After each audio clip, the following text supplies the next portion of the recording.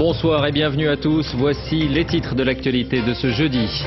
20 ans de prison ont été requis contre Michael Tronchon qui se faisait appeler Phinéas et qui avait commis plusieurs agressions ou délits racistes. Le verdict est attendu dans les minutes qui viennent, sans doute en direct dans ce journal. C'est la première mesure fiscale détaillée du nouveau gouvernement. Pour soutenir l'accession à la propriété, les intérêts d'emprunt immobilier seront déductibles du revenu imposable avec un plafond de 20% et seulement pour les biens acquis après le 6 mai dernier. Après l'UMP et le Parti Socialiste, le MoDem, mouvement démocrate de François Bayrou, sonne le coup d'envoi de sa campagne pour les législatives. Il revendique 70 000 adhérents et récuse toute idée d'alliance nationale avec la droite ou la gauche. L'arrivée en Europe d'une nouvelle technique pour connaître le sexe d'un bébé après 6 semaines de grossesse seulement. La méthode est commercialisée en Grande-Bretagne. La France s'y oppose sur son sol, mais elle est proposée sur Internet. La mystérieuse disparition des abeilles après la France, ce sont les États-Unis qui sont touchés. La production de miel est en chute libre, c'est l'enquête de cette édition. Enfin, c'était aujourd'hui le festival des beaux gosses à Cannes avec George Clooney, Brad Pitt ou encore Matt Damon sur les marches. Énorme bousculade sur la croisette pour la présentation d'Ocean's 13, troisième volet de la série à succès. Il avait formulé des excuses, mais seulement du bout des lèvres, à Michael Tronchon, alias Phinéas. Ce jeune homme de 27 ans qui avait entamé une violente croisade, entre guillemets, raciste, va donc connaître le verdict d'un instant à l'autre. En milieu d'après-midi, à la cour d'assises de Lyon, l'avocat général avait requis une peine planchée de 20 ans de prison. Sur place, Virginie Fichet, Philippe Évêque. Ali Boutelaka est fatigué. Le procès a été éprouvant pour les victimes. Le réquisitoire est un premier réconfort. L'avocat général a requis 20 ans de réclusion, le minimum décent selon lui. 20 ans pour deux crimes. Moi j'appelle deux crimes parce qu'il l'a reconnu lui-même. Donc moi je trouve que non, c'est pas lourd. 2 heures de réquisitoire où l'accusation alterne humanité et exemplarité. Le risque de récidive est avéré, relève l'avocat général, qui tient compte toutefois de la biographie de Michael Tronchon et de l'altération de son jugement au moment des faits, avant de demander au jury d'être juste et généreux. Il est important que la justice restitue à ce garçon sa part d'humanité, sa part d'affect, ce dont il manque tant et qui explique aussi la commission de ses actes. L'image de Phinéas, âme damnée de Michael Tronchon s'estompe. Reste dans le box des accusés un jeune homme de 27 ans repentant, dont tous s'accordent à noter l'évolution psychologique positive. C'est très surprenant la réaction des accusés après notamment les plaidoiries de leurs avocats. On entend des fois, mes maîtres, on n'avait jamais autant parlé de moi. Je crois que c'est un peu le sentiment qu'il a eu aujourd'hui. L'avocat général n'a pas assorti les 20 ans réclamés d'une peine de sûreté. Un gage de sa confiance en l'accusé. En conclusion, il a souhaité au jeune homme que son avenir ne soit pas le fantôme mortifère de Phinéas. Le verdict donc peut-être dans le courant de ce journal. Les premières mesures du nouveau gouvernement, c'était l'une des propositions de Nicolas Sarkozy et on en sait un peu plus aujourd'hui. Les intérêts d'emprunt pour l'achat d'appartements seront donc déductibles du revenu imposable. Un plafond a été fixé et, il faut le savoir, la mesure ne concernera que les biens acquis après le 6 mai dernier. Françoise David, Mathias Segaud. Sur les 15 175 euros, vous allez pouvoir déduire 3 035 euros. Depuis ce matin, chez ce courtier en prêt immobilier, la calculette chauffe. Les futurs acquéreurs veulent savoir s'ils sont concernés par le nouveau dispositif d'aide à l'achat et combien ils peuvent espérer économiser. On a entendu parler que cette loi, elle va être mise au point et va exister. Donc dès qu'on a su, on s'est mis à la recherche et on a trouvé. Toutes les ventes signées après le 6 mai, date de l'élection de Nicolas Sarkozy, seront concernées par le nouveau système. Il permettra de déduire du montant de son impôt 20% des intérêts de son emprunt. Ainsi, pour 3 500 euros d'intérêts payés par an, 700 euros d'impôt en moins. Pour 6 300, 1 260 euros d'impôt en moins. Pour 10 200, 2 040 euros d'impôt en moins. Tous les foyers seront concernés, mais seulement pour l'achat d'une résidence principale. La durée de cet avantage, 5, 7 ou 10 ans, est encore à l'étude. En aidant l'acheteur, le gouvernement espère aussi soutenir la consommation. Soit il le gardera pour lui pour partir en vacances ou consommer, c'est ça le but du gouvernement, soit il pourra faire des travaux ou aménager ou payer des charges qu'il avait à assumer. Le gouvernement décidera rapidement s'il n'aide que ceux qui achètent un bien pour la première fois. Nicolas Sarkozy, lui, était reçu à l'hôtel de ville de Paris par le maire socialiste Bertrand Delanoë. C'est un rite républicain après chaque nouvelle élection présidentielle. L'atmosphère était cordiale, les deux hommes ont été très applaudis et Nicolas Sarkozy a promis une démocratie exemplaire dans un esprit d'ouverture et de tolérance. À noter qu'une autre tradition a été respectée, même si celle-ci est plutôt à géométrie variable. Le médecin personnel du chef de l'État l'a déclaré physiquement apte à exercer ses fonctions. Le certificat médical est daté du 11 mai. Cette journée a également été marquée par le premier déplacement hors d'Europe de Bernard Kouchner, ministre des Affaires étrangères. Il s'est rendu au Liban, qui traverse, vous le savez, une nouvelle tempête. Sur place, Jacques Cardoz, Ahmad El Jardali.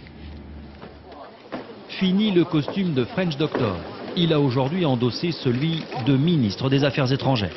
Un rang qui l'oblige à une certaine retenue. Pas question donc de parler trop vite dès son arrivée. Oui, pardonnez-moi, mais après l'entrevue. Mais soyez-en sûrs, Bernard Kouchner conservera sa liberté de parole, c'est lui qui le dit. Je n'ai pas parlé sur un ton diplomatique, mais un ton diplomatique, c'est pas une injure. Non. Un ton diplomatique, c'est aussi parfois la façon et la faculté et la seule moyen de régler une crise. Il y aura donc un ton diplomatique à la Bernard Kouchner. Mais devant le Premier ministre libanais Fouad Signora, le chef de la diplomatie française s'est aussi joué le rôle de messager du président Sarkozy. La France reste l'ami du Liban, a-t-il dit. De ce point de vue, il y aura continuité dans la politique française, surtout lorsqu'il s'agit de parler du jeu trouble que joue la Syrie.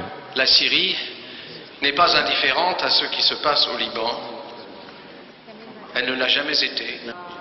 Autre signe fort, ce geste de recueillement sur la tombe de l'ancien Premier ministre assassiné Rafik Hariri. Le lien avec cette famille ne sera pas rompu, a promis Bernard Kouchner. Pour Saad Hariri, la nomination de l'ancien docteur à ce poste est plutôt une bonne nouvelle. C'est la population qui souffre et quelqu'un comme un personnage comme le ministre Kouchner qui connaît la souffrance des gens, des personnes, du peuple. Et il saura bien comment essayer d'aider le Liban. Parce que dans la diplomatie, tous les signes ont leur importance. Chacun aura remarqué que le premier déplacement du nouveau ministre des Affaires étrangères a été effectué au Liban. Une façon de ne pas abandonner ce pays. Un soutien fort aussi au gouvernement fragilisé de M. Signora. Pendant ce temps, en France, la campagne des législatives se poursuit. Aujourd'hui, c'est le MoDem, le mouvement démocrate tout juste créé par François Bayrou, qui est en train de lancer la sienne. Bonsoir Thierry Curtet, vous êtes sur place au Zénith à Paris et il y a quelque chose de paradoxal dans cette soirée. Eh bien effectivement, ce paradoxe, je vais vous le montrer en images. Regardez, sur ces images, l'arrivée de François Bayrou, c'était peu après 19h. Il fut applaudi debout pendant de longues minutes, comme pour le remercier pour son score pour l'élection présidentielle.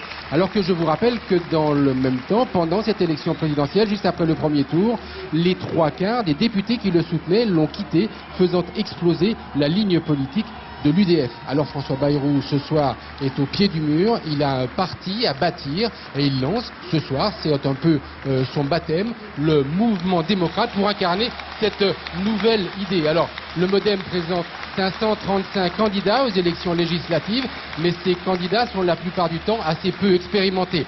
Si ce soir l'ambiance est, vous l'entendez autour de moi, chaude, combative, enthousiasme, le MoDem s'attend à des élections législatives particulièrement difficiles et du nombre de députés qu'obtiendra ce nouveau parti décidera de l'avenir politique de François Bayrou. Merci Thierry. Lancement de campagne aussi pour Jean-Marie Le Pen. Il ne sera pas lui-même candidat, mais il annonce qu'il entame demain un Tour de France à bord d'un avion privé spécialement affrété pour visiter 19 villes en 12 jours et tenter de résister à la vague UMP annoncée par les sondages. Il sera par ailleurs, Jean-Marie Le Pen, candidat à sa propre succession à la tête du Front National en novembre. Campagne qui s'annonce difficile aussi à gauche. Exemple, Arnaud Montebourg, l'un des porte-parole de Ségolène Royal. Dans sa circonscription en Saône-et-Loire, Nicolas Sarkozy avait devancé la candidate socialiste. Reportage Jeff Wittenberg, Jean-François Monnier. Arnaud Montebourg, député. Cette année, Arnaud Montebourg est en campagne non-stop, parce que la droite ici est majoritaire. Pas tous les œufs dans le même panier. Voilà. Il en appelle à toutes les voix. Rendez-vous, les parents, les amis, les voisins, tout le monde. Merci. Au revoir. Merci. Et il joint le geste à la parole. Ça nous étonne pas. Dès le premier tour, le 10 juin, premier tour de l'élection législative. Ici, ce n'est pas l'ancien porte-parole de Ségolène Royal, dont il ne fait d'ailleurs plus mention, mais l'élu de terrain. Bonjour, enchanté, vous êtes en promenade. Élu depuis 10 ans, qui travaille avec les petits maires de gauche comme de droite et qui va chercher les voix une par une. Vous êtes doux, ces messieurs, ils sont doux. Car Arnaud Montebourg pense que pour l'UMP, il est l'homme à abattre.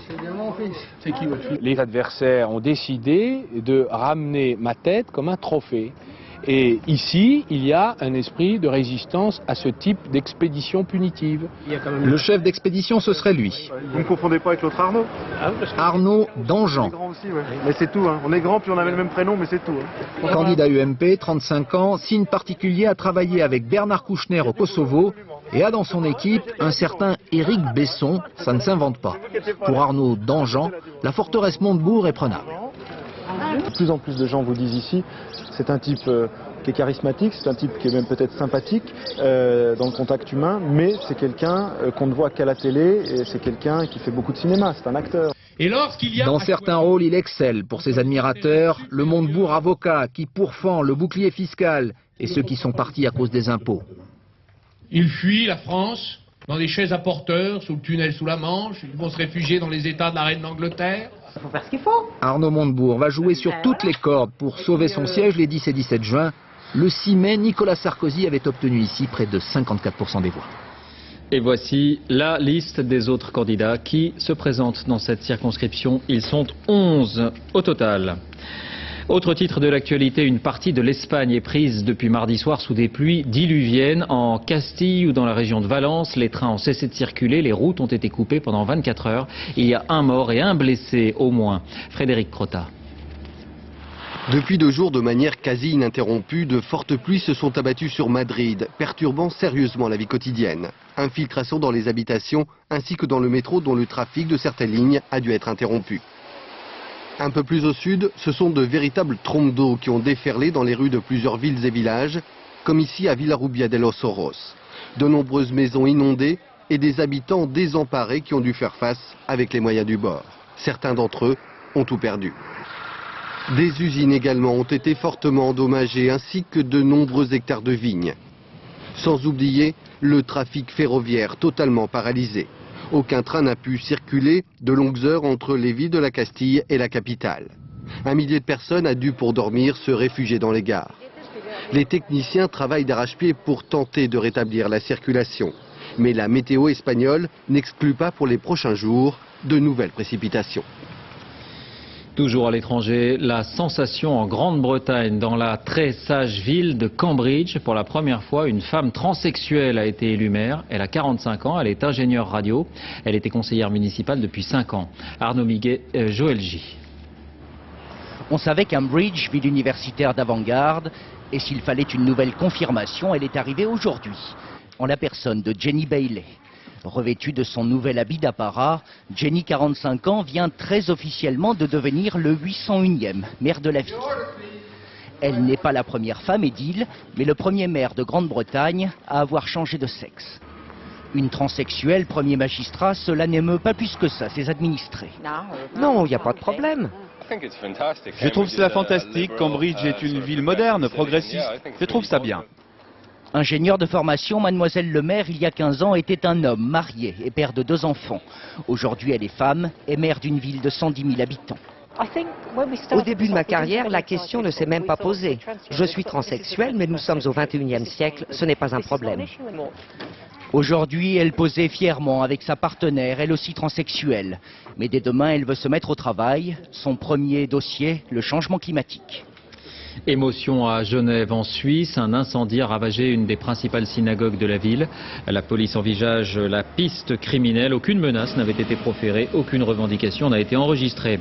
Toujours en bref, le numéro 2 de la guérilla des FARC en Colombie en appelle à Nicolas Sarkozy. Raúl Reyes, c'est son nom, demande au chef de l'État français d'intervenir en faveur de la création d'une zone démilitarisée qui permettrait un échange de prisonniers, dont bien sûr Ingrid Betancourt. Le dernier rapport de l'OCDE sur l'économie mondiale, il est optimiste. La croissance reste alimentée par le dynamisme des pays émergents, Brésil, Russie, Inde et surtout, encore et toujours, la Chine qui diversifie ses activités. Exemple impressionnant, vous allez le voir, le boom de la fleur, des roses à 1 centime d'euro. En quelques années, des millions d'hectares de serres sont sortis de terre. Envoyés spéciaux, Pascal Golomer, Sylvain Giaume. Chaque nuit, à 3 h du matin, c'est le même manège au marché de Dunan. Les paysans parcourent 10, 20 km, parfois davantage, pour venir vendre la récolte du jour. Quelques centaines de roses ou d'œillets fraîchement coupés. Il leur faut maintenant convaincre les acheteurs. On les reconnaît facilement. Ils sont tous armés de leurs torches électriques pour repérer les plus beaux arrivages. Regardez ces fleurs par exemple. Elles sont de qualité moyenne parce que la tige est trop courte et le bouton de la fleur est petit. Celles d'à côté sont plus jolies. Les fleurs et les tiges se tiennent beaucoup mieux. Le prix de vente, 10 à 20 centimes d'euros le bouquet de 20 roses. Cela peut paraître dérisoire, mais dans cette région pauvre, c'est déjà pas si mal. Du coup, les serres en plastique ont couvert d'année en année les champs de la région. La production de fleurs occupe à présent 16 000 hectares. C'est 1000 fois plus qu'il y a 15 ans. Car tout le monde s'y est mis autour de Denain. Le moindre lopin de terre fait l'affaire. La production de fleurs fait vivre désormais plusieurs centaines de familles. Madame Lee, par exemple, cette année, elle produit du gypsophile. Certaines de ces fleurs partiront à l'exportation. Les autres seront vendues sur le marché chinois. Tout dépend si la qualité est bonne ou non. Exporter, c'est ce dont rêvent tous les producteurs, car cela signifie des revenus plus élevés et de nouveaux marchés en perspective. Monsieur Tin cultive des roses sur 12 hectares, des roses qu'il vend désormais dans toute l'Asie, parce qu'il a su améliorer la qualité de son travail, tout en affichant des prix imbattables. Nos boutures ne coûtent pas cher, notre main-d'œuvre est bon marché et le prix du terrain lui aussi est très abordable. Du coup, nos fleurs ont des coûts de production très bas. Ne manquait plus qu'une salle des ventes à la hauteur. C'est désormais chose faite, en coopération avec les Néerlandais, des experts en la matière. Ambiance aseptisée, on achète, on vend en une fraction de seconde. Les paysans de Denain apprennent vite et ils ont de l'ambition. Ils sont prêts maintenant à aller taquiner les concurrents européens, jusque dans leur propre jardin.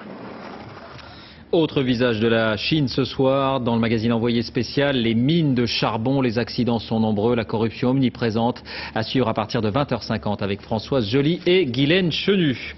Santé avec une information qui retiendra l'attention de tous les parents ou futurs parents. L'arrivée en Europe d'une nouvelle technique pour connaître au bout de 6 semaines de grossesse seulement le sexe d'un bébé à naître. La méthode est commercialisée en Grande-Bretagne, elle est interdite en France, mais elle est proposée aussi sur Internet. À Londres, Maryse Burgot, Dominique Marotel. Connaître le sexe d'un futur bébé dès 6 semaines de grossesse. En Grande-Bretagne, c'est possible grâce à un nouveau test autorisé par la loi. Une idée loin de faire l'unanimité. Pourquoi gâcher la surprise avant l'arrivée du bébé? Non, moi je ne voulais pas savoir. Moi, je trouve ça bien. J'ai déjà 3 filles, alors si je sais très tôt que j'attends, par exemple, un garçon, je pourrais prévoir et ne pas faire de dépenses inutiles avant la naissance. Ce test coûte 280 €. Il est assez facile à utiliser. Une petite piqûre sur le doigt, puis une goutte de sang déposée sur cette carte que vous envoyez vous-même au laboratoire. Si les scientifiques y découvrent le chromosome Y, c'est un garçon et c'est fiable à 98%. Une petite goutte de sang, mais un gros problème éthique, car ce test peut aussi favoriser la discrimination sexuelle. Une pratique courante en Chine ou en Inde, où l'on préfère souvent les garçons. En Occident, le problème se pose en d'autres termes, mais certains couples pourraient être tentés grâce à ce test de choisir le sexe de leur bébé. Très dangereux, disent les experts. Certains couples pourraient utiliser cette méthode pour établir le sexe de leur bébé afin d'interrompre la grossesse. Nous sommes totalement contre, mais je pense que seule une minorité de futurs parents utiliserait ce test à ces fins. En Grande-Bretagne, l'interruption volontaire de grossesse est légale jusqu'à quasiment 6 mois, ce que dénoncent beaucoup d'associations. Malgré leur opposition, elles n'auront pas réussi à faire interdire ce test qui s'achète via Internet. Retour en France avec la santé encore et cette nouvelle manifestation de milliers d'infirmières dans les grandes villes de France, en particulier à Paris où elles étaient entre 850 et 2500. Elles réclament la reconnaissance de leur formation à un niveau Bac plus 3 ainsi que des revalorisations salariales. Roselyne Bachelot, ministre de la Santé, s'est engagée à ouvrir des négociations. C'est aujourd'hui la journée nationale de prévention du cancer de la peau. Il faut savoir que c'est l'un de ceux qui progressent le plus. Premier maillon de la lutte, le dépistage. Il était gratuit aujourd'hui chez les dermatologues. Et les logiciels, vous allez le voir, sont de plus en plus sophistiqués. Marie-Pierre Samitier, Jean-Marie Lequertier. Du soleil, on en abuse depuis 40 ans et le cancer de la peau est en constante augmentation. D'où l'apparition de tumeurs cancéreuses comme le mélanome malin qu'on a retiré sur la jambe de cette patiente. En fait, j'avais un grain de beauté qui s'est modifié en quelques semaines. Il est devenu plus épais, plus les contours se sont transformés et il a noirci.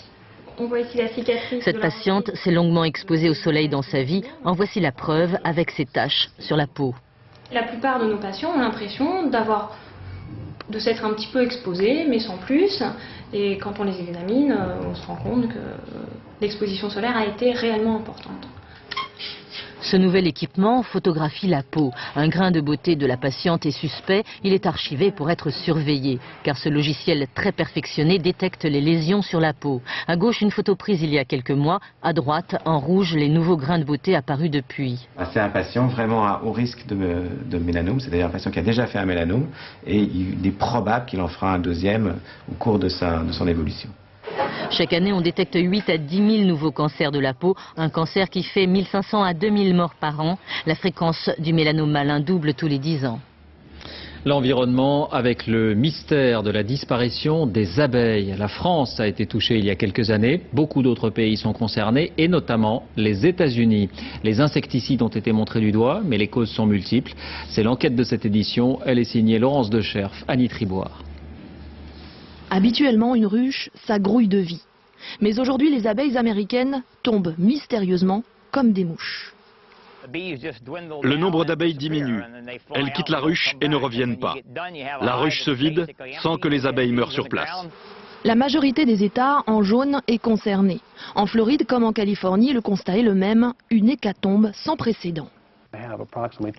J'ai environ 2000 colonies d'abeilles et nous avons perdu 40% de ces colonies, soit 800 l'hiver dernier. C'est vraiment la plus forte mortalité que j'ai jamais connue. Les apiculteurs ne sont pas les seuls à tirer la sonnette d'alarme. Ici, les cultures sont gigantesques, aspergées de pesticides et les abeilles indispensables pour la pollinisation des fruits et des légumes. Sans abeilles, c'est toute une économie qui en pâtit. À chaque fois que vous voyez une amande, vous pouvez être sûr qu'une abeille l'a visitée. Alors vous savez, pas besoin d'être neurochirurgien pour comprendre. Pas d'abeilles, pas d'amande. Le syndrome d'effondrement des colonies d'abeilles, comme l'appellent les Américains, fait donc l'objet de recherches scientifiques. Nous pensons que les abeilles sont mises en péril et stressées. Il y a quelque chose qui démolit leur système immunitaire, les empêchant de se défendre contre les maladies. En France, en 1999, le mystère était le même. Après plusieurs études, des pesticides ont été montrés du doigt. Le gaucho et le régent, des enrobages de semences ont été interdits sur le maïs et le tournesol et l'effet a été quasi immédiat. Nos populations d'abeilles sont beaucoup plus conséquentes, avec une harmonie, un équilibre au sein de la colonie, comme il y a des années qu'on n'avait pas trouvé. Et au fur et à mesure de l'année, les productions sont au rendez-vous.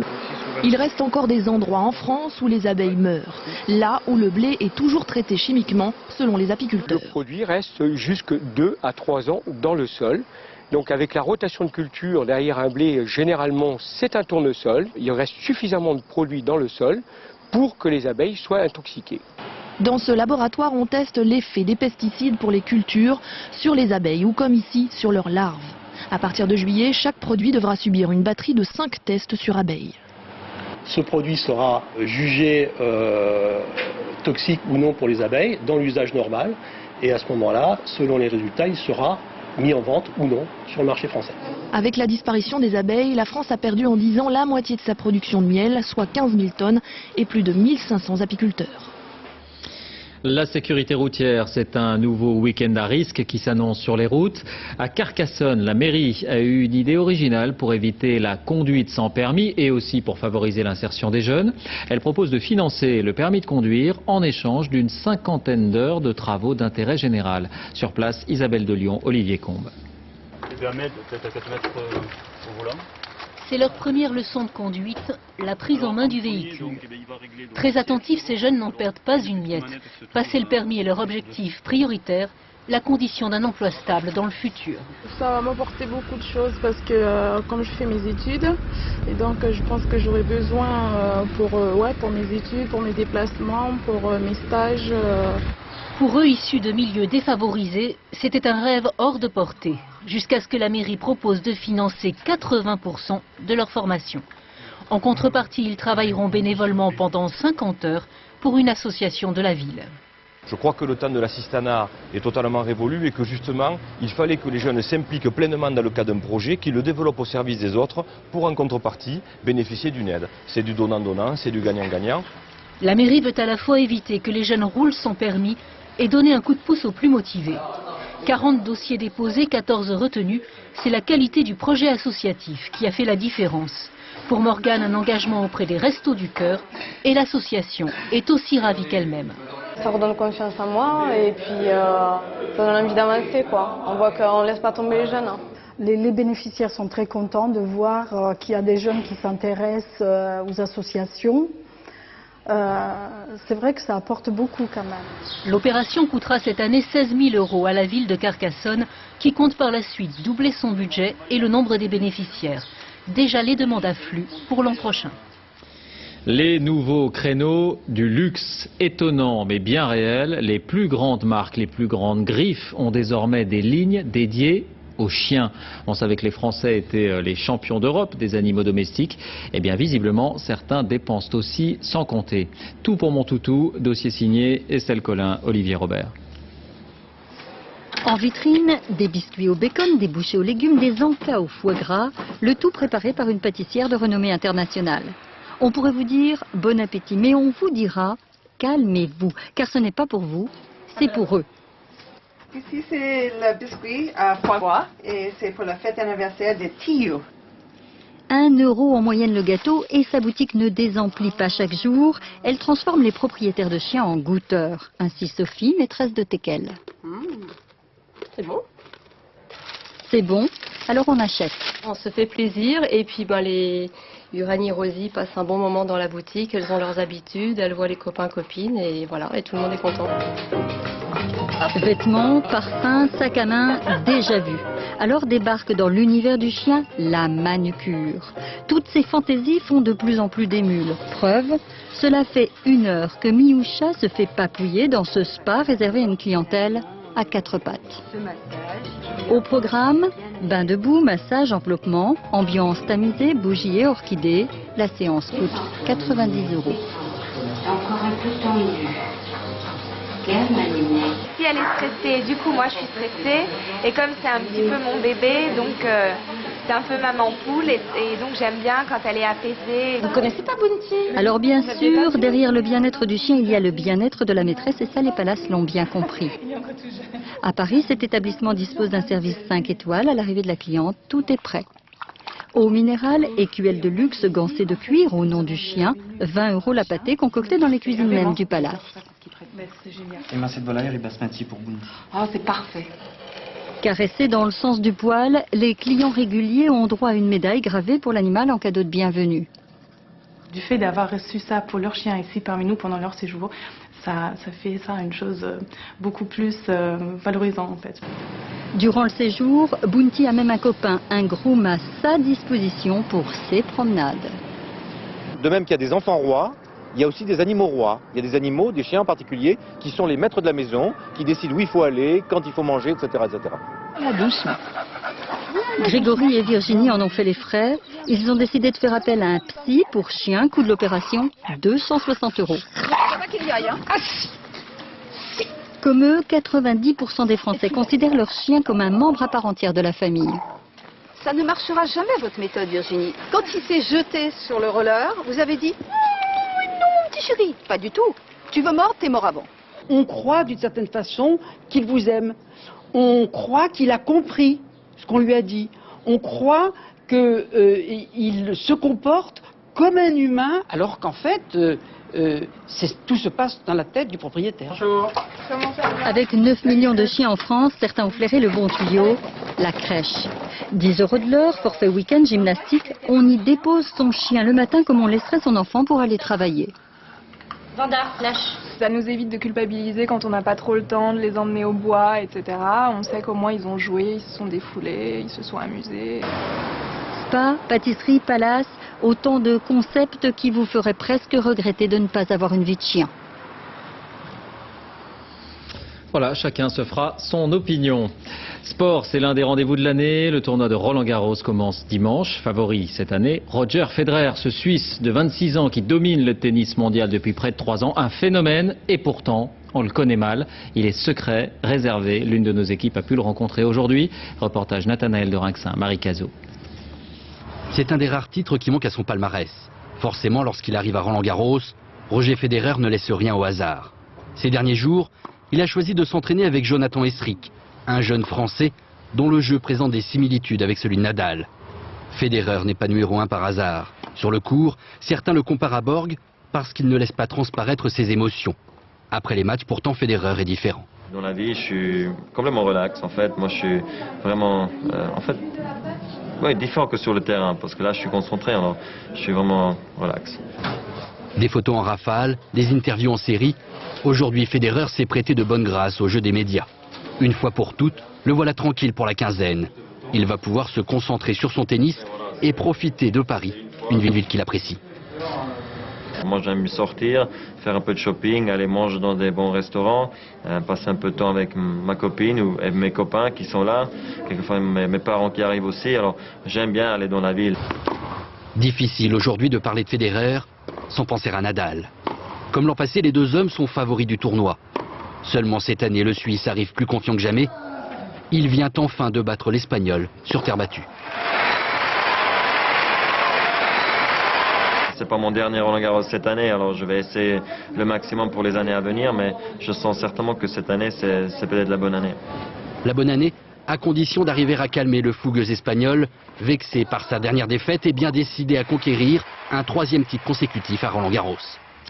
Football, la revanche du Milan AC. Les Italiens sont les vainqueurs de l'édition 2007 de la Ligue des Champions. Victoire hier soir face à Liverpool 2-1. Les Anglais avaient battu le Milan AC il y a 2 ans. Un doublé de Pippo Inzaghi pour Milan. But anglais signé Kuyt. C'était à Athènes hier soir. Le Festival de Cannes a connu sa plus belle bousculade depuis le début aujourd'hui. Mesdames, mesdemoiselles, ouvrez bien les yeux. Il paraît qu'ils incarnent l'idéal masculin. George Clooney, Brad Pitt, Matt Damon et tous les acteurs du film Ocean's 13 ont passé la journée sur la Croisette, journée de stars, suivie par François-Julien Piednoir et toutes nos équipes à Cannes. 1, 2, 3, 4, 5, 10, 15 voitures. Ce n'est pas la caravane du Tour de France ni Nicolas Sarkozy en déplacement. C'est le convoi hollywoodien d'une bande de 13 potes accompagnés de 280 agents de sécurité. Ils viennent sur la Croisette prendre un bain de foule. Et à l'autographomètre, Brad Pitt est premier, à égalité avec George Clooney. Derrière lui, Matt Damon. Et puis, il y a tous les autres qu'on oublie un peu.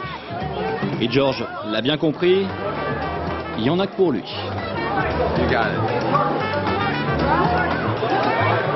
J'ai eu mal, je suis petit détail, puis je me suis battue pour voir Georges Clooney. Voilà. C'est un acteur formidable et surtout un très beau garçon. La pêche était bonne? Non. Ouais, non, je suis pas arrivée. À la conférence de presse, il devait être 13 à table, mais il y a 4 traîtres qui n'ont pas pu se déplacer. Et puis enfin, une pause, oui, mais une pause devant 200 photographes. Et à la sortie rebelote, devant le palais, c'est un festival de cris. On en oublie même le titre du film. Ouais, Ocean 14. 14, ouais. 14, ouais. Oh bah il y a DiCaprio, non? J'ai pas trop suivi le truc en fait. 19h30, pour une arrivée discrète, c'est raté. Brad Pitt qui était présent il y a quelques jours. Encore une fois, même sur les marches, ils ne peuvent s'empêcher de jouer avec la foule. Regardez, ils redescendent. Pendant 2 heures, quelques privilégiés vont regarder le film, assis à leur côté. Et ils ont aussi réuni 9 millions de dollars pour le Darfour mardi soir. Derrière cette mise en scène, précisément, il ne faut pas l'oublier, il y a un film, Ocean's 13, 3e volet de la série à succès. Cette fois, les braqueurs de charme sont devenus désintéressés. Pascal Deschamps. Revoilà donc Danny Ocean et sa bande de braqueurs géniaux qui depuis 7 ans détonnent sur les écrans. Chacun se demandant mais comment fait le producteur pour les avoir tous en même temps. Voilà comment ça se passe. Il t'appelle et il te dit « On va faire la suite, tu en es ?» Parce que les autres ils ont tous dit oui. Et en fait tu es le premier qui l'appelle. Cette fois, Danny Ocean et ses amis doivent ruiner un vilain patron de casino. Après un numéro 2 tièdement accueilli, il fallait revenir à la simplicité. Peu importe si on gagne, tant que le casino perd, mais il faudrait truquer le craps, le blackjack, la roulette et les machines à sous. Ok. La vérité, c'est qu'il n'était pas question d'en refaire un si le sujet était nul. Sinon, on nous aurait tués. Les critiques ne nous ont pas loupés après le numéro 2. Donc revenir avec un mauvais numéro 3, c'était suicidaire. Deux nouveaux venus se frottent à la bande, un Al Pacino génial dans le rôle du méchant. Je connais pas mal de gens capables de faire extrêmement mal. Je connais tous les types que vous pourriez engager pour me faire la peau et ils me préfèrent à vous. Et Hélène Barkin, la fille à la place de laquelle toutes les autres aimeraient être. Ils sont super, bien sapés. Vous savez, ça me fait penser à ces films de KPDP qui se déroulent au XVIe ou au XVIIe siècle et où les types avaient une sacrée allure. J'ai repéré quelques personnes qui me semblent suspectes. C'est sur son style classieux que la saga Ocean a bâti son succès. Le numéro 3 ne renouvelle pas vraiment le concept, mais remplit son contrat, d'autant que Georges le jure, ce sera le dernier. Fin de ce journal, merci de l'avoir suivi. Tout de suite la météo, Nathalie Riouet, 20h50. Envoyé spécial donc avec Françoise Joly et Guylaine Chenu. Très bonne soirée.